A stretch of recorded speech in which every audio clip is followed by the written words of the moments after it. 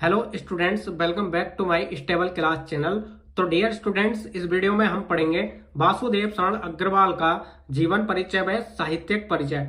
काफी स्टूडेंट्स का ये डाउट रहता है कि बोर्ड एग्जाम में तो केवल साहित्यिक परिचय पूछा जाता है। ठीक है, देखिए बोर्ड एग्जाम में क्वेश्चन पूछा जाता है डॉक्टर वासुदेव शरण अग्रवाल का साहित्यिक परिचय देते हुए उनकी कृतियों का उल्लेख कीजिए। ठीक है, इस प्रकार से आपको क्वेश्चन पूछा जाएगा। तो डियर स्टूडेंट्स, आपको कंफ्यूज नहीं होना है, आपको उसमें जीवन परिचय, साहित्यिक परिचय और उनकी कृतियों का उल्लेख करना है। ठीक है, इस प्रकार से लिखेंगे तब आपको फुल मार्क्स मिलेंगे, क्योंकि जीवन परिचय के अंतर्गत उनकी जन्म मृत्यु व उनकी शिक्षा दीक्षा के बारे में लिखना होता है। ठीक है, तो डियर स्टूडेंट्स, हमने आपके लिए वासुदेव शरण अग्रवाल का जीवन परिचय व साहित्यिक परिचय को इतने आसान भाषा में लिखा है, आपको एक ही बार में तैयार हो जाएगा। ठीक है, बहुत ही आसान तरीके से हमने अपनी लैंग्वेज में सिंप्लीफाई करके लिखा है। इस वीडियो को बिना स्किप किए एकदम अंत तक देखते रहना। देखिए, सबसे पहले आप हेडिंग लिखेंगे जीवन परिचय। ठीक है, इस प्रकार से ब्लैक पेन से हेडिंग लिखेंगे और इसमें आगे लिखेंगे डॉक्टर वासुदेव शरण अग्रवाल का जन्म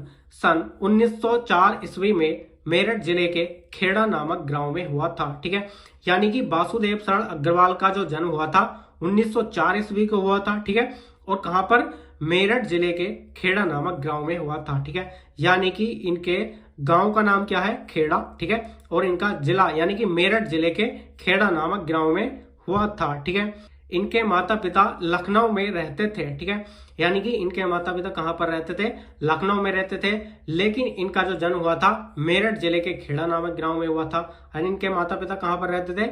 लखनऊ में रहते थे। ठीक है, इसलिए इनका बचपन लखनऊ में ही व्यतीत हुआ। ठीक है, यानी कि इनके माता पिता लखनऊ में रहते थे, तो इसलिए इनका बचपन भी लखनऊ में ही व्यतीत हुआ। ठीक है, लखनऊ विश्वविद्यालय से इन्होंने एमए की परीक्षा उत्तीर्ण की। ठीक है, यानी कि वे जहां पर रहते थे वहीं से ही इन्होंने यानी कि लखनऊ विश्वविद्यालय से एमए की परीक्षा उत्तीर्ण की। ठीक है, उसके बाद आगे देखेंगे, और यहीं से इन्होंने पीएचडी व डीलिट की उपाधि प्राप्त की। यानी कि कहां से? लखनऊ विश्वविद्यालय से ही इन्होंने पीएचडी व डीलिट की उपाधि प्राप्त की। एमए, पीएचडी व डीलिट सब कुछ इन्होंने लखनऊ विश्वविद्यालय से ही किया था। ठीक है, उसके बाद देखिए इसमें आगे लिखेंगे, ये बनारस हिंदू विश्वविद्यालय के पुरातत्व एवं प्राचीन इतिहास विभाग के अध्यक्ष एवं आचार्य रहे। ठीक है, यानी कि ये बनारस हिंदू विश्वविद्यालय के पुरातत्व एवं प्राचीन इतिहास विभाग के अध्यक्ष एवं आचार्य रहे। ठीक है, और अंत में इस प्रकार से लिख सकते हैं, हिंदी जगत के जाने माने लेखक डॉक्टर वासुदेव शरण अग्रवाल की मृत्यु सन 1967 ईस्वी को हो गई। ठीक है, आप इस प्रकार से जन्म मृत्यु को ब्लैक पेन से लिख सकते हैं। ठीक है, इसके बाद इनका साहित्यिक परिचय लिखेंगे। तो देखिए, साहित्यिक परिचय हेडिंग लिखनी है और इसमें आगे लिखना है, डॉक्टर वासुदेव शरण अग्रवाल ने अपना जीवन साहित्य के क्षेत्र में व्यतीत किया। ठीक है, यानी कि डॉक्टर वासुदेव शरण अग्रवाल ने अपना जीवन साहित्य के क्षेत्र में व्यतीत किया। ठीक है, इनके हृदय में साहित्य सेवा के प्रति अनमोल विचार थे।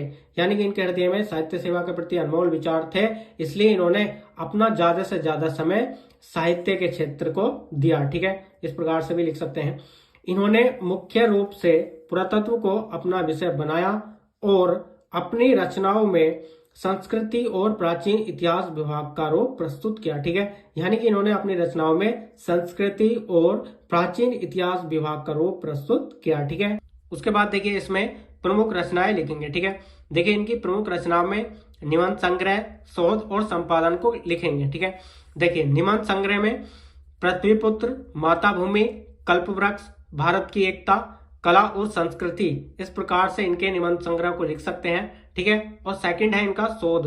शोध में क्या लिखेंगे? पाणिनि कालीन भारत। ठीक है, शोध में क्या लिखेंगे? पाणिनि कालीन भारत। ठीक है, उसके बाद देखिए इनका संपादन। संपादन में लिखेंगे जयसीकृत पद्मावत की संजीवनी व्याख्या। ठीक है, तो इस प्रकार से इनके संपादन में लिख सकते हैं। तो डियर स्टूडेंट्स, इस प्रकार से इनकी प्रमुख रचनाओं को लिख सकते हैं। तो डियर स्टूडेंट्स, इस प्रकार से वासुदेव शरण अग्रवाल का जीवन परिचय, साहित्यिक परिचय और उनकी कृतियों को लिख सकते हैं। डियर स्टूडेंट्स, यदि आप इस प्रकार से बोर्ड एग्जाम में लिख कर आएंगे, आपको एकदम फुल मार्क्स मिलेंगे, आपका एक भी नंबर नहीं घटेगा। तो डियर स्टूडेंट्स, ये वीडियो आपको कैसी लगी कमेंट्स बॉक्स में जरूर बताना। वीडियो अच्छी लगी हो तो लाइक कर देना और चैनल को सब्सक्राइब करके बेल आइकन को भी प्रेस कर देना, जिससे कि नेक्स्ट वीडियो की नोटिफिकेशन सबसे पहले मिल सके। तो चलिए मिलते हैं नेक्स्ट वीडियो में नेक्स्ट टॉपिक के साथ। तब तक के लिए जय हिंद, वंदे मातरम।